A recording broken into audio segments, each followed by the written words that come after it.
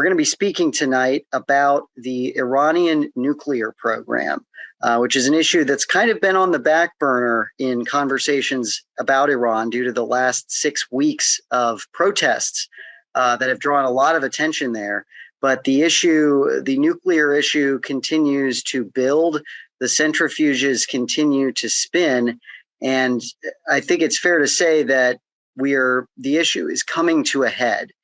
We are increasingly reaching decision points that I don't think anybody wants to be at. Our guest tonight is Kelsey Davenport, Director for Nonproliferation Policy at the Arms Control Association, where she focuses on the nuclear and missile programs in Iran, North Korea, India, and Pakistan, and on international efforts to prevent proliferation and nuclear terrorism. So Kelsey, welcome. And to start off, just to give us some context for those in the audience who might not follow this stuff every day, because it is a pretty technical issue, what is the baseline for good safeguards on nuclear programs, on things like the production of enriched uranium and so forth? And how does that compare to the safeguards that are currently on Iran's nuclear program? Well, thanks so much, John, for having me tonight. It's really great to be with all of you, and I'm looking forward to the discussion. So getting back to your question on safeguards, safeguards are really designed for countries that do not possess nuclear weapons, but have nuclear programs to ensure that those nuclear programs are entirely peaceful. Now, all states that are party to the Nuclear Nonproliferation Treaty, but don't possess weapons, so the vast majority of the world, are required to implement what's known as a comprehensive safeguards agreement. And that gives the International Atomic Energy Agency access to sites in a country where nuclear materials are present. So any reactors, any uranium enrichment facilities, any plutonium separation facilities. And inspectors can visit these sites. They can look at information from a country's nuclear program to try to ensure that all of the nuclear material in that program remains in peaceful purposes. So that's really what a comprehensive safeguards agreement is. It's legally required for all NPT member states. But in the 1990s, it became clear that CSAs were really insufficient in terms of actually providing assurance that states weren't engaged in illicit nuclear activities. The experience with Iraq, the experience with North Korea, demonstrated some real shortcomings with comprehensive safeguards agreements. So the International Atomic Energy Agency's member states worked on what's now known as the additional protocol. And the additional protocol expands the number of sites that IAEA inspectors can access. Under an additional protocol, they can go to facilities that support a country's nuclear program, but don't have nuclear materials present. So, where you might mine uranium, for instance, or, a facility that produces centrifuges that then are transferred to an enrichment facility. So that gives the IAEA a much clearer picture of a country's nuclear program and provides those additional tools to ensure that nuclear material isn't being diverted for weapons programs. Unfortunately, though, the additional protocol is not legally required. It certainly has become the norm. I think of about the 180 countries that have comprehensive safeguards agreements with the IAEA. I think about 135 of them or so have additional protocols. So it's definitely normative, but again, it's not required. And currently right now, Iran is only implementing that comprehensive safeguards agreement. As part of the nuclear deal, the JCPOA, it had been required to implement an additional protocol, but it halted that implementation in February of 2021. So right now, inspectors have more limited access. They are visiting the most concerning sites, where Iran is enriching uranium, but that access isn't as regular. So unfortunately, the monitoring is much more minimal than it was, prior to February of 2021. Yeah, and what? Just to give folks kind of a tour of the nuclear sites, what are the major sites that draw a lot of international attention that folks are concerned about? Like, how do they fit together as a process that could potentially lead toward nuclear weapons? Yeah, that's a great question. So Iran really has on the uranium enrichment side a whole range of capabilities that could be used for both the production of uranium for fueling reactors, legitimate civil purposes, but that same suite of technology could also be used to enrich uranium up to weapons grade. So Iran has uranium mines. That's where it's actually digging the uranium ore out of the earth. It has conversion facilities. That's where it's taking uranium, converting it into gas. And then it has enrichment facilities. It's two enrichment facilities on Natanz and Fordow. These are the locations in Iran's nuclear program that are most often in the news, because that's where Iran is actually concentrating uranium-235, which is the isotope of uranium that's fissionable, that can be used to sustain that reaction.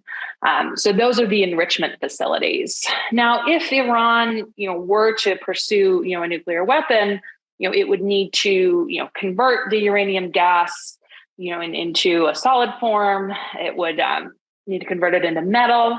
And Iran is beginning to experiment, with uranium metal. But from sort of a fuel cycle perspective on the uranium production, those are sort of the main areas where that uranium is present. And then, some of the areas, the facilities where inspectors no longer have access to, those are areas like the centrifuge component workshops, where Iran actually makes the different components and assembles its centrifuges. Iran does have several reactors. It has a research reactor, the Tehran research reactor, that's used to produce medical isotopes. It has a civil nuclear power reactor, Bushehr. Inspectors are certainly present at those sites, and it has a reactor under construction in Iraq. Now, technically, Iran could try to take plutonium from the spent fuel at those reactors and use that to build a nuclear weapon. But Iran does not have any plutonium separation facilities. And so that really poses less of a risk right now when you actually think about more immediate proliferation concerns. Yeah, and so, just to zoom out on that whole process that they've got, do you think that they are pursuing a nuclear weapon? How close are they? Kind of regardless of whether they are, how close are they if they chose to? Well, I'm going to tackle the how close are they first, because that's a little easier to look at from a technical perspective than trying to assess intentions. I mean, right now, Iran is closer to nuclear weapons than they ever have been in their entire history. Now, there's a term that's frequently used when discussing how quickly a country could move to nuclear weapons, and that term is called breakout. And breakout generally means how quickly could a country produce enough weapons-grade material for a bomb. It does not mean how long does it take them to build a bomb. It's just about producing that material. And right now, Iran could produce enough weapons-grade material for a nuclear weapon. That's measured at about 25 kilograms of uranium enriched to 90% in less than a week. And this really is unprecedented from a risk perspective. When the nuclear deal was negotiated in 2013, it would have taken Iran 2 to 3 months. When the nuclear deal was fully implemented, that timeframe would have been 12 months. So you can really see how the risk has changed from a breakout perspective since May of 2019, when Iran began to violate its nuclear obligations in response to the US withdrawal. Now, once Iran has produced that material, it would then have to weaponize it. And that's a little bit more of a wild card in terms of assessing timeframes. Israeli military officials have come out and said, probably 1 to 2 years. There are some experts who think they could do it in a year or slightly less. But the problem with that stage, that weaponization stage, is that Iran would likely take the material for a bomb. It would move it to an undeclared site, and detecting and deterring and disrupting that weaponization process would be much more difficult. So even though Iran would still be, say, a year from producing a nuclear weapon if it made the decision to do so today, the best chance to disrupt that process is during the fissile material production phase. And right now, since Iran could do that and, in less than 7 days, it raises questions, first, would we necessarily detect Iran's breakout? And then two, would we actually be able to respond, if Iran were to take that material and move it to a covert facility?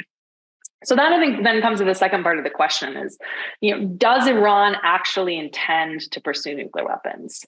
And I don't see any indications in Tehran that a decision has been made to build nuclear weapons at this time. And US intelligence has consistently assessed over the past several years that Iran is not yet undertaking the key weaponization-related activities that would be necessary to build a bomb. That being said, I think particularly right now, given the geopolitical situation, both in Iran and globally, Iran's cost-benefit analysis that's going to guide its nuclear weapons decision-making, could change quite quickly. If the Islamic Republic, were to truly believe that its regime was under threat, would it view building nuclear weapons as a possible safeguard to preserving the regime? That's what North Korea does in part to preserve the Kim regime. Would it see a nuclear deterrent as enabling, more aggression in the region and shielding it from reprisals? Something we've seen Russia doing now in relation to Ukraine. So I don't think that there has been a decision to pursue nuclear weapons, but I think we cannot assume that Iran would not make that decision down the road, which is why I think trying to curb their nuclear program right now is really so critical.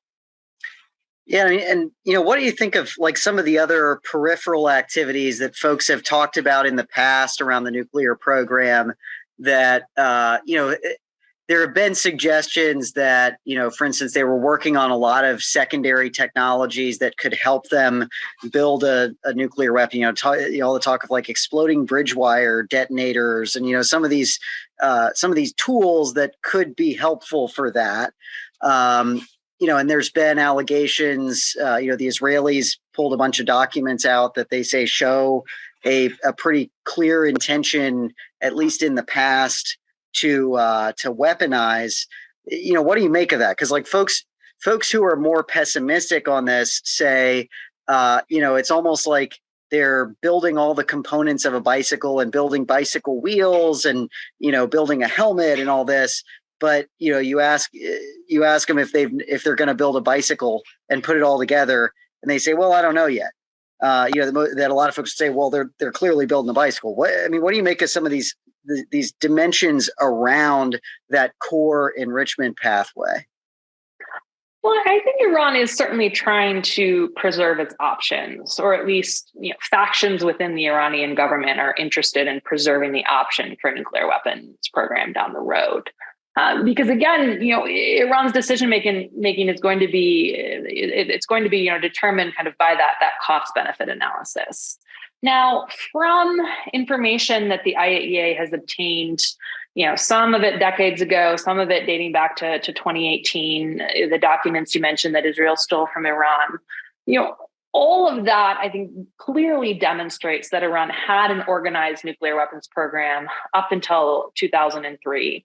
That they were engaged in a range of activities related to actually building the explosive package for a bomb, to how they would pair that and fit it under the tip of a ballistic missile, and that some of those activities continued through 2009.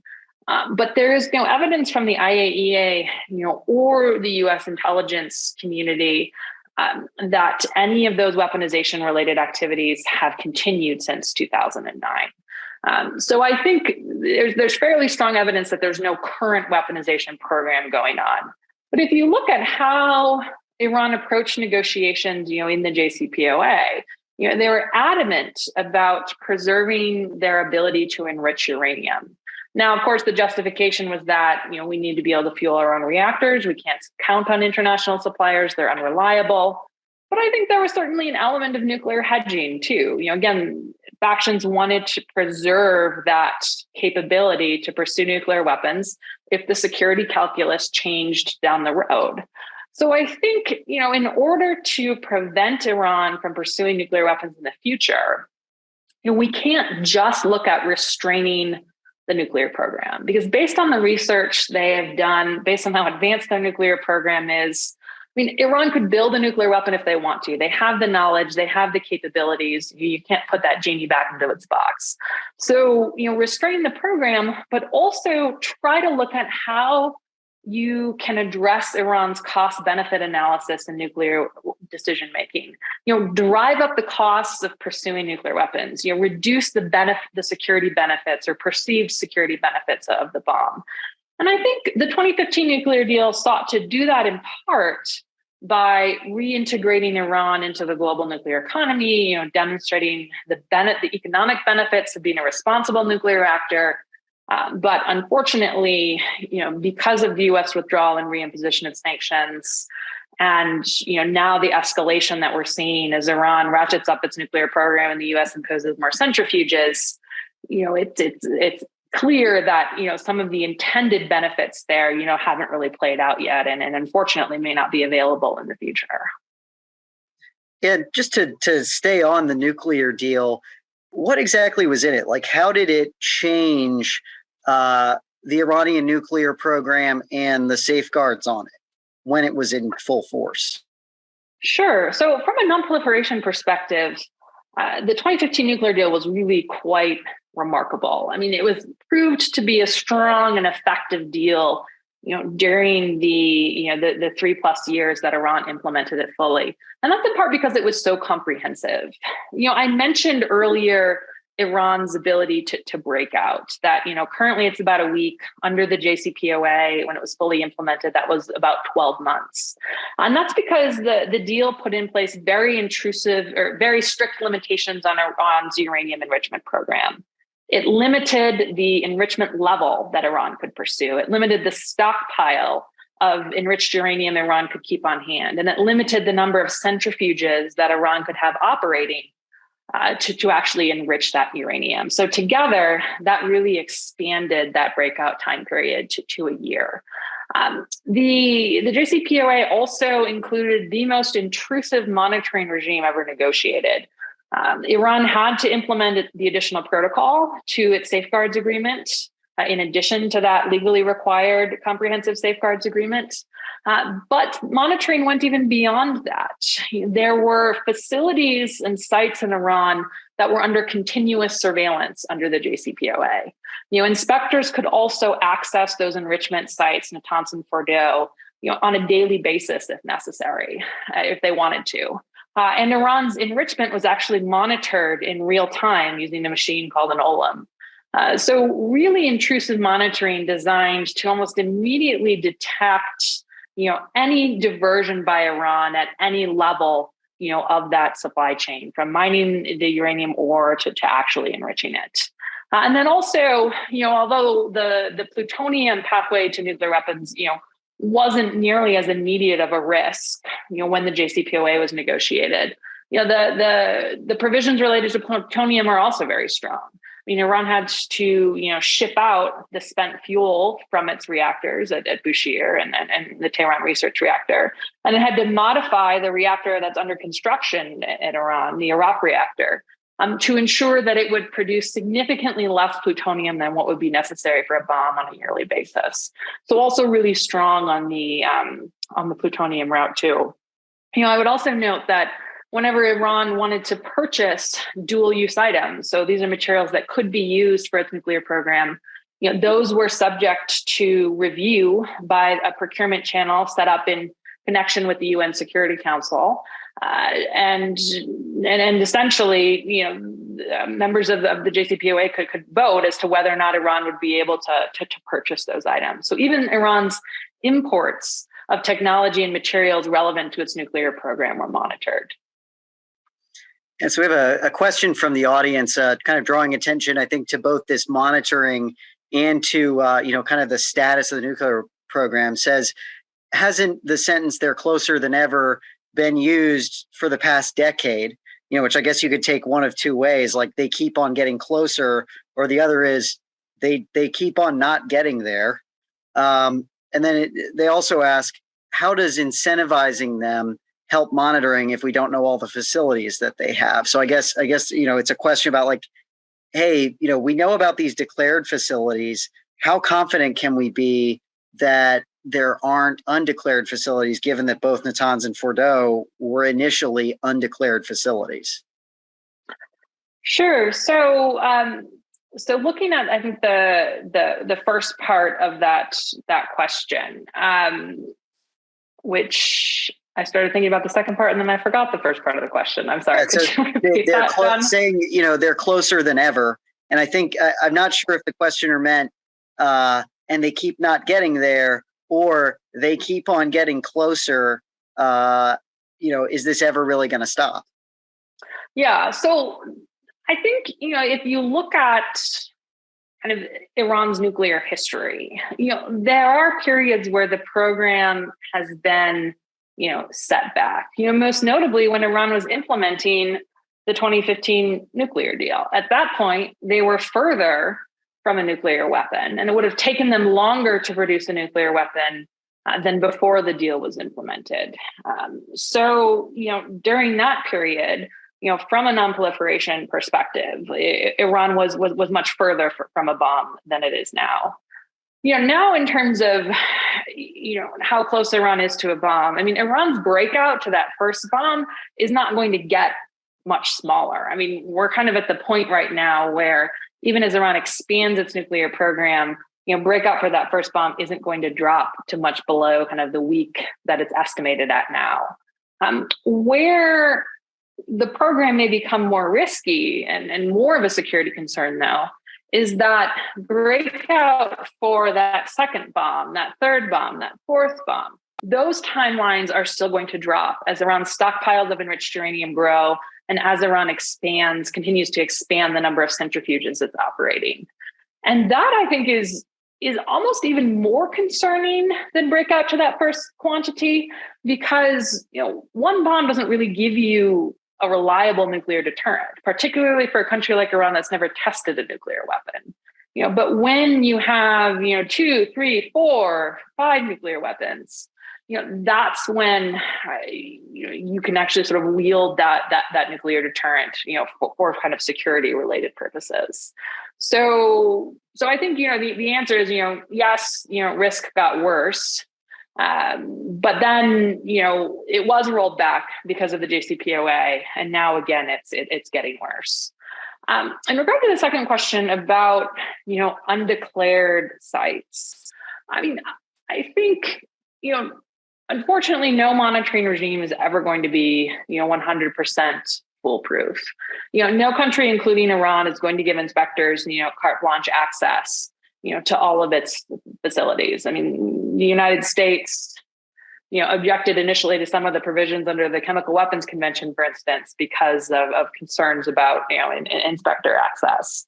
But I think, when you look at the comprehensiveness of the monitoring regime on Iran, the fact that it does monitor every level of the supply chain, that inspectors can access state sites outside of the declared program, within a month, which is unprecedented in the nonproliferation space.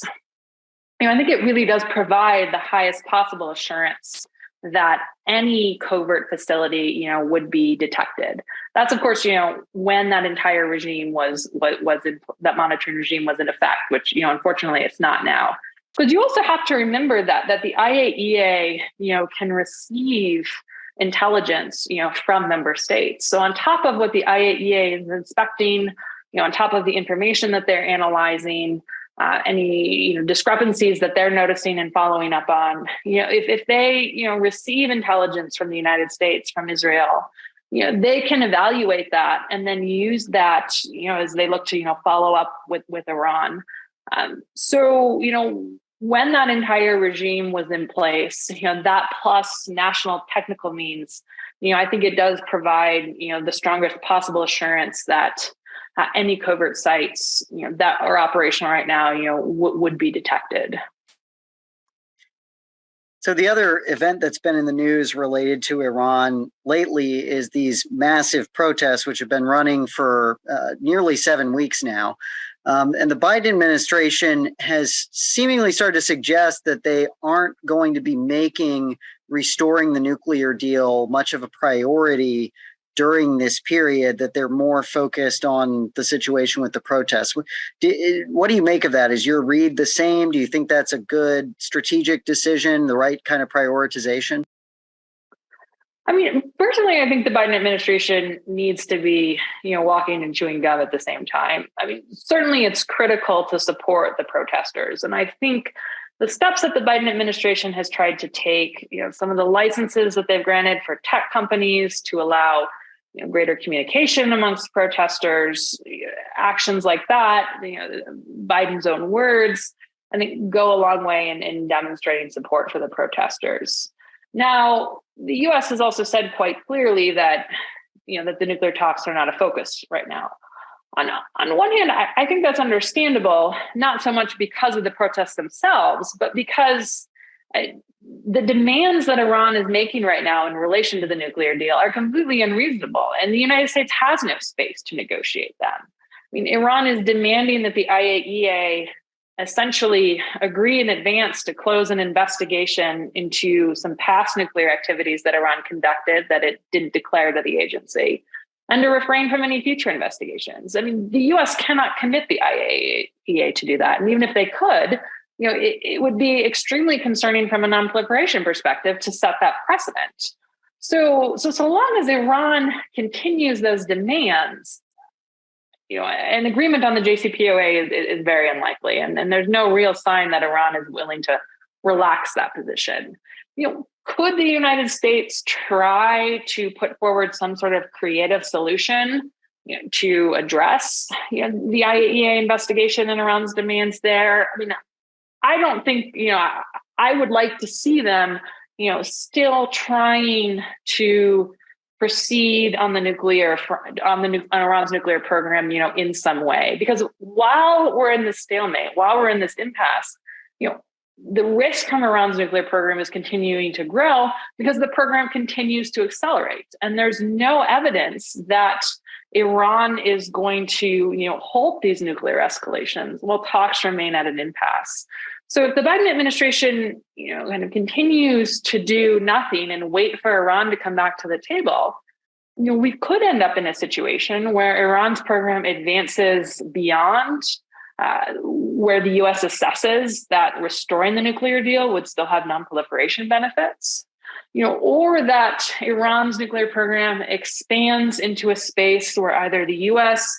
or Israel no longer judge that the risk posed by Iran's nuclear program is tolerable. And that's when you get into, the possibility of further sabotage, the possibility of military strikes. And, once you cross that, threshold, I think the likelihood of diplomacy is going to be dead for a while, and you really risk an escalating spiral that could unfortunately lead to conflict. So like I said, I have some empathy with why the Biden administration is not focusing on the nuclear deal right now, but I do think that they need to begin thinking about ways to stabilize the current situation, even if that's not necessarily, returning to talks on the JCPOA right now. Do you think that the Raisi administration, the administration in Iran, actually wants a deal, given that they're putting up all of these demands and, the negotiators keep complaining that like, oh, we had these issues solved, and then they brought up new issues and so forth? Well, I think that there are different factions within the Raisi administration. And I think there are individuals, there are groups that do genuinely believe that a nuclear deal is in their best interest, particularly if Raisi wants to realize some of the economic promises that he made, when he was running. And I think that those individuals would settle for a deal as long as they can sell it as better than what the previous Rouhani administration would have gotten. And I think, in kind of the August, September, period, we saw some of the tension between the factions that, that want a deal and some of the factions that I think don't see any benefit in reaching a deal, either because they genuinely believe that the next US president is going to withdraw from the deal. So it's not really worthwhile for Iran from an economic perspective, or because they don't see, benefits of, kind of Iran, dealing with the kind of the quote unquote West, or in some cases, there are factions in Iran that benefit from the U.S. sanctions regime, their control and influence in the black market. So a deal does not necessarily benefit them, even though it would have economic benefits for the people of Iran writ large. So I think that ultimately, I think that the Raisi government does want a deal. I'm just not sure that they're willing to pay the price to actually get that agreement. And that's because, if you look more at the demands about the safeguards investigation, this is evidence that the IAEA has that Iran had uranium at sites, prior to 2003 that it never declared to the IAEA. This is not an ongoing issue. I mean, this is about the past. There's no evidence that these illicit activities are ongoing today.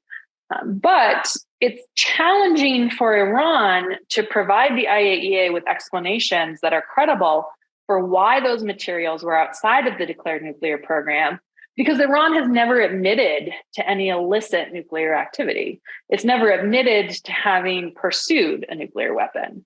So admitting that it violated its safeguards agreement, that it moved, uranium to these undeclared locations, would run counter to the narrative that Iran has perpetuated, for the past several decades, that, all of this, all of the evidence about its weaponization program is fabricated, that, the work that it was doing, was for conventional military purposes. It was for oil drilling. It wasn't for building a nuclear weapon. You cannot explain, uranium at undeclared sites away in that same way. So that's why I say, I think there are also elements of it, the Raisi government that want to deal, but they may not be willing to kind of pay that price.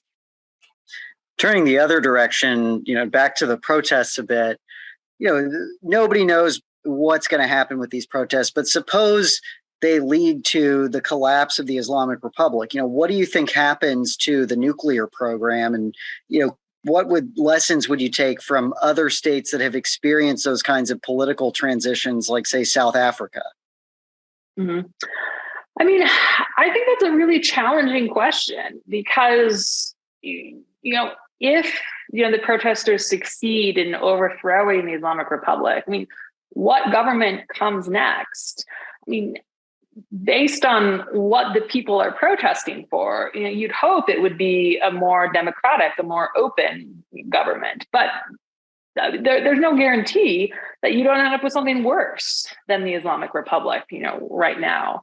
So I think that, that there really are kind of a range of scenarios. I mean, I think you have to worry about a government that might come in, that might, see what the protests had accomplished and decide that pursuing nuclear weapons would allow them to secure their regime. At the same time, I think if you look at Iran's nuclear program, it really makes no sense from an economic perspective. I mean, there are, enrichment consortiums that, can produce nuclear fuel much more effectively, much less expensively that, Iran could purchase to meet its reactor demands.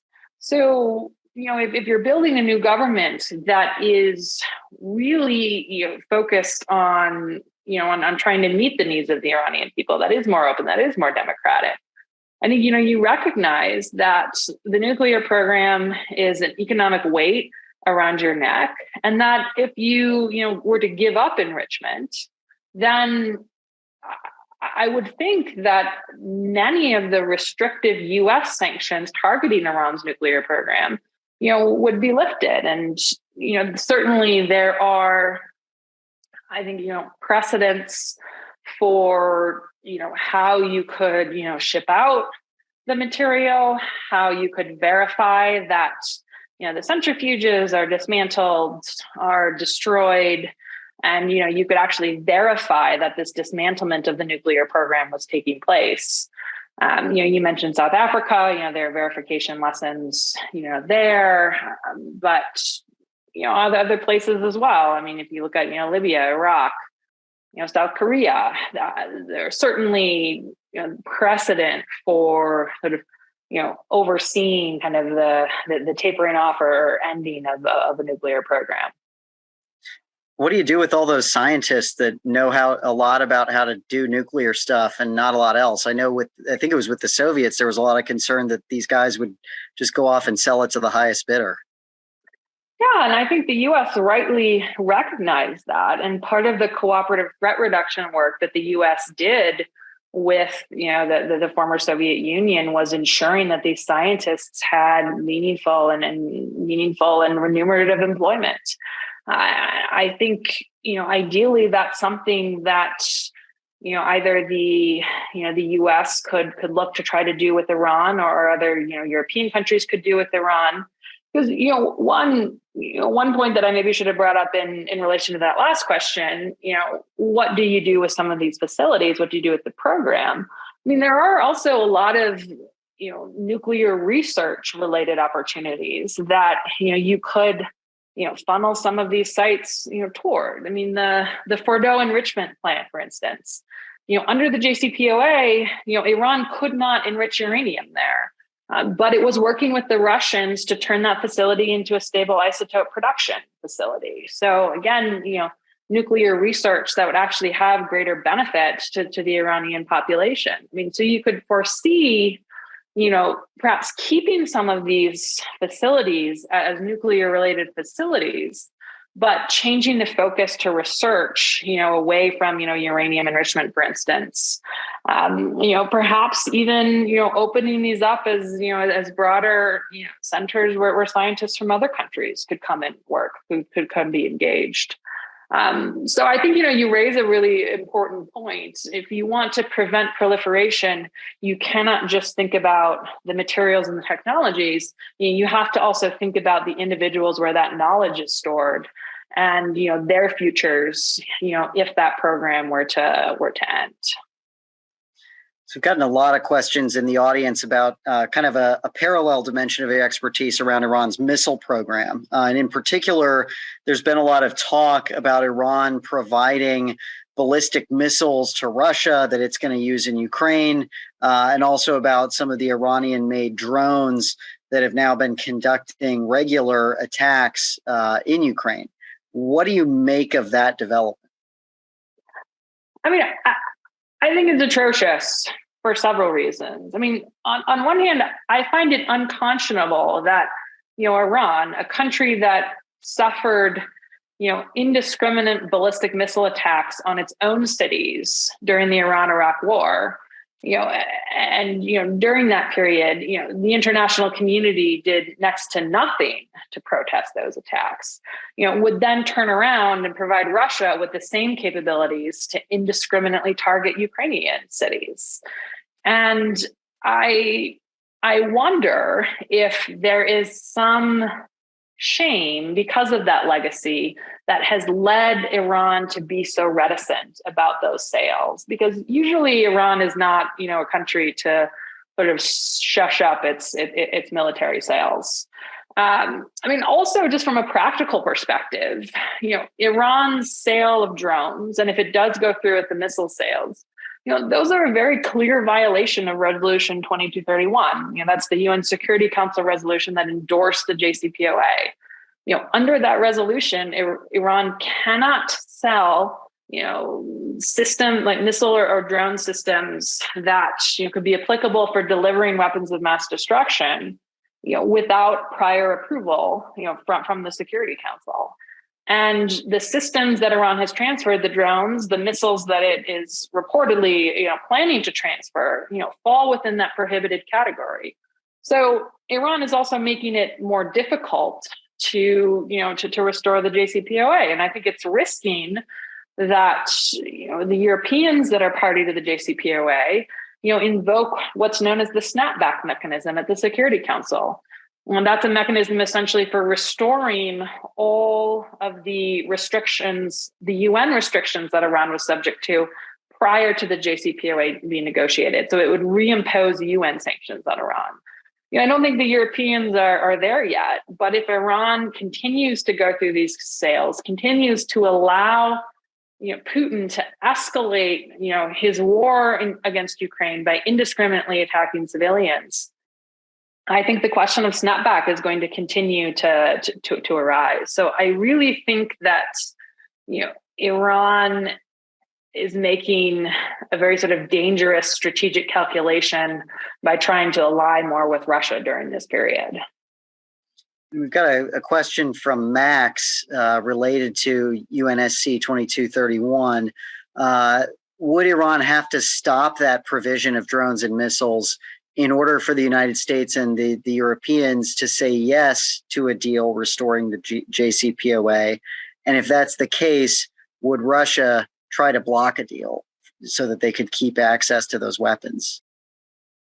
Yeah, that's a good question. So from a technical standpoint, missiles and drones are not covered in the JCPOA itself. So, and Iran does not have to be in compliance with Resolution 2231 for the JCPOA to be restored. That's going to be a separate deal. But that's just, a technical perspective. I think, one of the questions right now is whether or not the United States and Europe have the political appetite to reach a deal with Iran, while it's continuing to supply those arms to Russia. And certainly, they could try to demand that as part of any agreement to restore the JCPOA, Iran stop those transfers. Iran, given its negotiating history in the past, would likely, try to counter that, try to demand something in return. So I'm not sure that, inserting those demands into the JCPOA talks would be successful. But I think the bigger issue is the effect that the missile and drone sales have had on, the political will in Europe and the United States to get a deal, not so much a technical aspect. And I think there was a second part of that question that I may have forgotten. Oh, would Russia try to block a deal? Yeah. And I think this is a broader question too. Like some folks allege that the Russians have become a lot less cooperative since February in the format of the nuclear talks.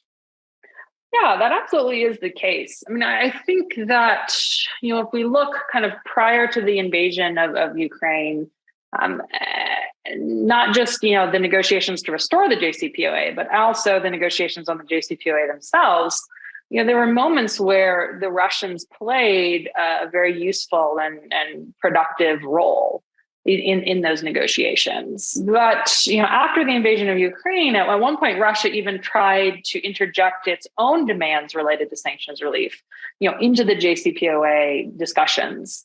That was around, March of this past year. And that, in some ways, really killed a lot of the momentum, in the nuclear talks. I think there had been some significant kind of forward progress to a deal at that point. And Russia ultimately backed off of those demands, in part because, Iran raised those demands with Russia directly.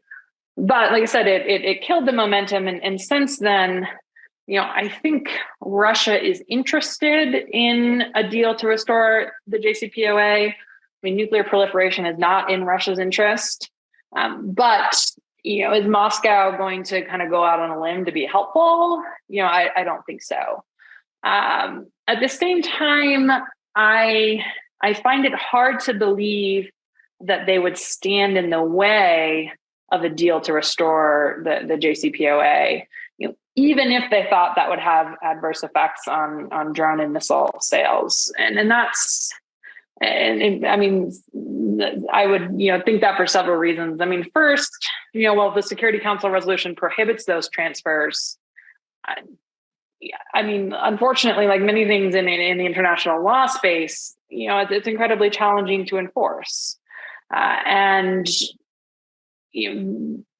snapback of UN sanctions can be done for nuclear reasons, but it can't actually be done, under the missile and drone sales. So, if Iran were complying with the JCPOA, but still selling missiles to Russia or drones in violation of the resolution, snapback does not appear to be an option, at least, understanding my reading of that resolution. Also, the UN restrictions on missile and drone sales expire in October of 2023. So it's not like this is long term that Russia would necessarily be impacted in the long term. If the war in Ukraine kind of really plays out and it really seems to see that it's going to need to continually rely on Iranian missiles. So like I said, I have a hard time seeing, Russia deciding to block a deal because again, at the heart of it, proliferation is not in Russia's interests. Like it's not in any of the countries that are part of the JCPOA's interest.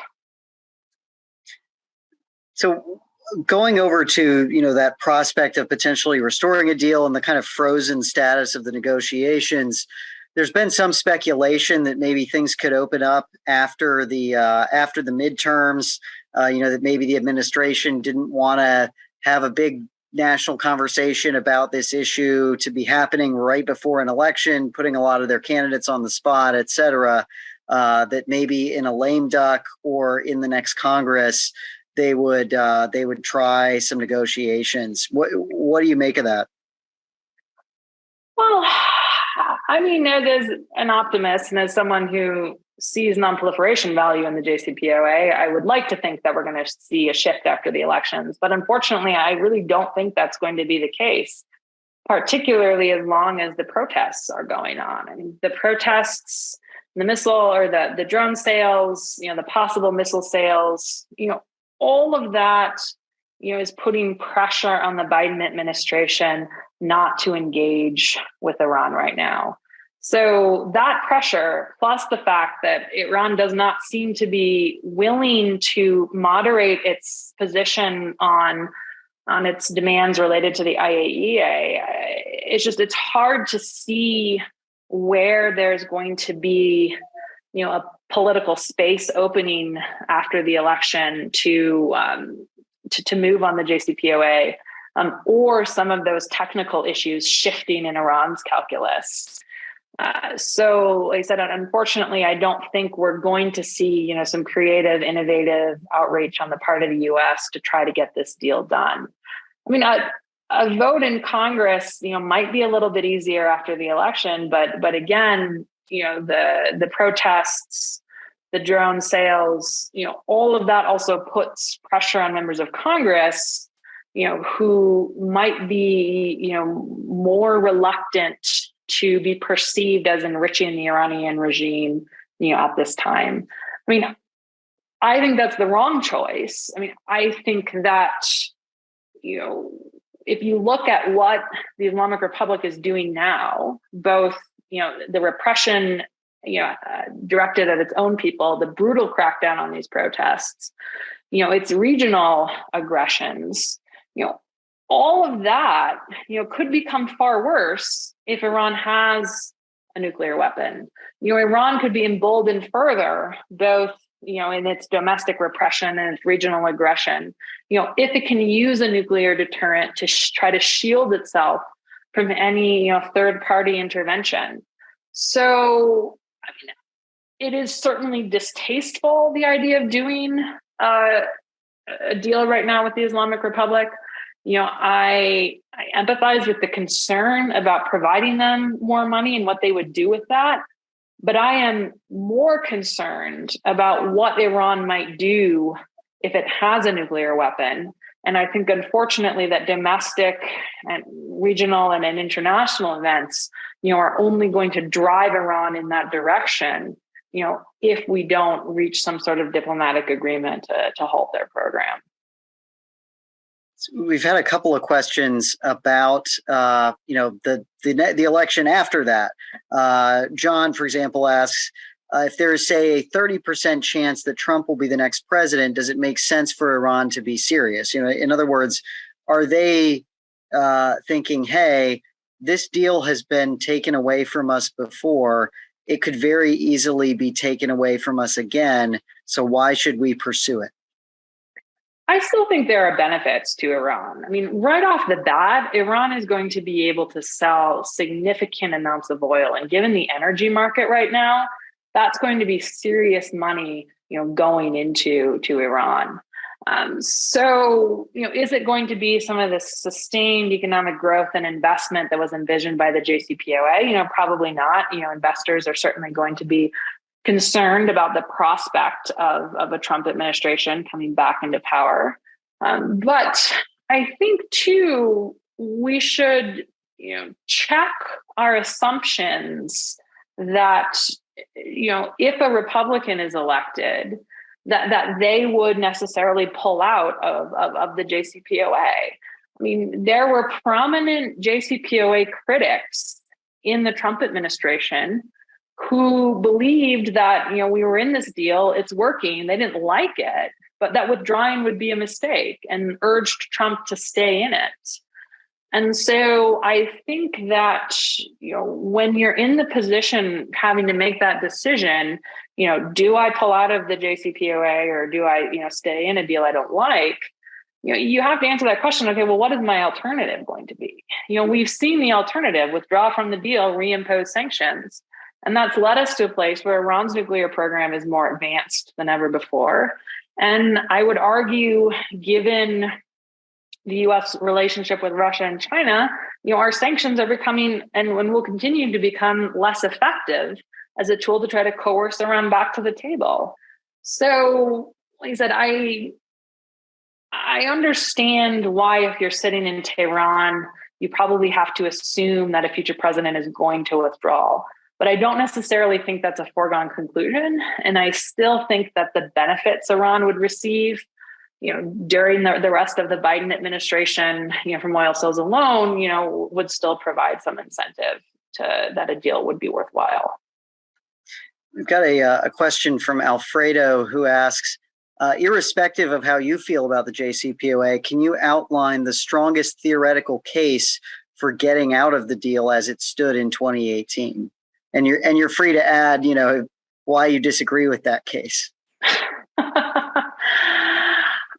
I mean, I think that one of the biggest criticisms of the JCPOA was that it's, that key restrictions on Iran's nuclear program expire over time. And that is true. Within 15 years, a lot of the key limits on Iran's uranium enrichment program, expires. That would be I think January 2031, that a lot of those restrictions would start to expire. And I think there is a reason to be concerned about what happens at that point. Where does Iran's nuclear program, go after some of those restrictions expire? So, like I said, I think there is legitimate reason to be concerned about that, that nuclear future. That being said, to disagree with that argument and to which I do disagree with, I think you have to point out that there are provisions of the JCPOA that are permanent. The additional protocol, for instance, which is, much more intrusive monitoring. And, the idea in negotiating the JCPOA was that it was a floor, not a ceiling, that it would be built upon in subsequent negotiations. That's generally how arms control talks works. That's the entire history of U.S. Soviet and now U.S. Russian arms control negotiations. You build upon subsequent agreements that expire. So, like I said, I recognize that the concern about the future of Iran's nuclear program is legitimate, but I don't see how accelerating that future to today by having no restrictions, now is a better alternative. Yeah, it's been a remarkable amount of future focus, from a lot of the folks making that argument. Like, I totally agree with your assessment there. Do you think it would be possible for the United States to reach a deal with Iran on its missile capabilities? Maybe separate from the nuclear issue, because I know there's been some controversy about this. I think one of Pompeo's 12 demands had been, restrictions on the missile capabilities. At the same time, there's been suggestion that the Iranians perceive a restriction of their own on the length of range that they're willing to build their missiles out to.